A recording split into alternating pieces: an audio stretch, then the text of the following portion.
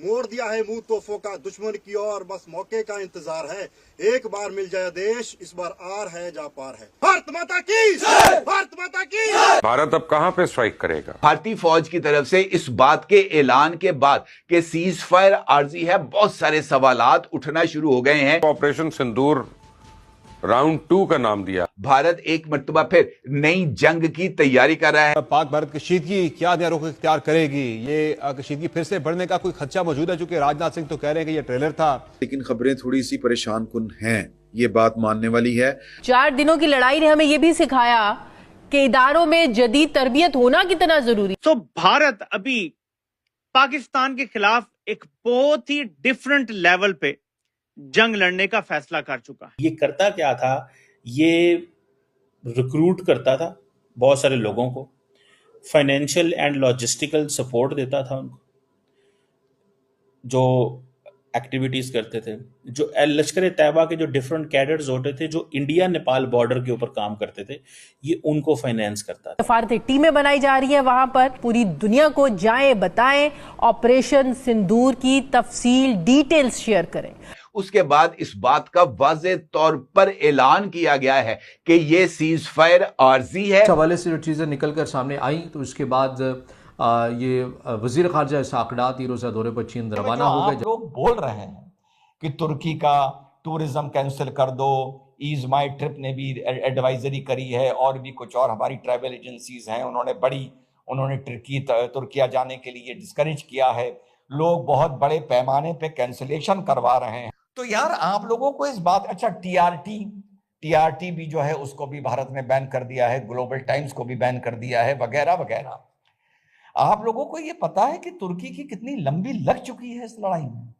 आप लोगों को सिर्फ ये बताया जाएगा, या आप लोगों को पता होगा कि भैया तुर्की ने अपने C-130 हरक्यूलिस प्लेन भेजे, जो रडार ट्रैकिंग डेटा की एक इंडिपेंडेंट एजेंसी है, वो तो बता रहा है 6 भेजे।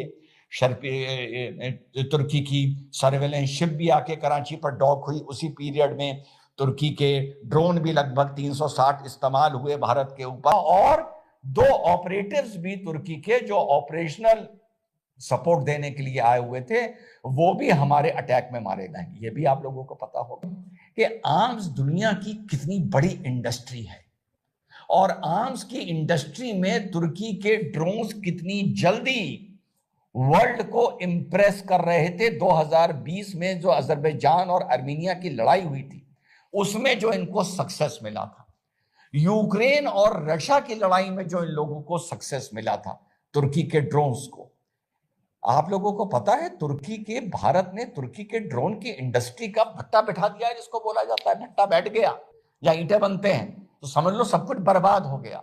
तुर्की की ड्रोन इंडस्ट्री लगभग बर्बादी की कगार पे खड़ी है भारत की वजह से। आज की तारीख में ये जो बहुत उड़ रहा था, शुक्र है ऊपर वाले का कि इसने पाकिस्तान को ड्रोन्स दिए जो भारत के खिलाफ इस्तेमाल हुए।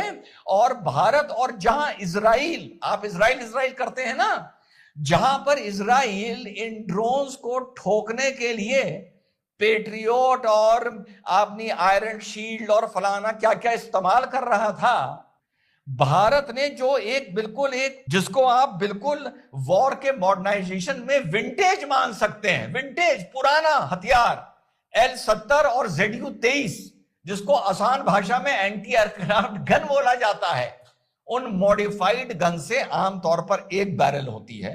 भारत ने मॉडिफाई करके उसमें 4 बैरल कर दी, यानी 4 वेपन को एक में कनेक्ट कर दिया।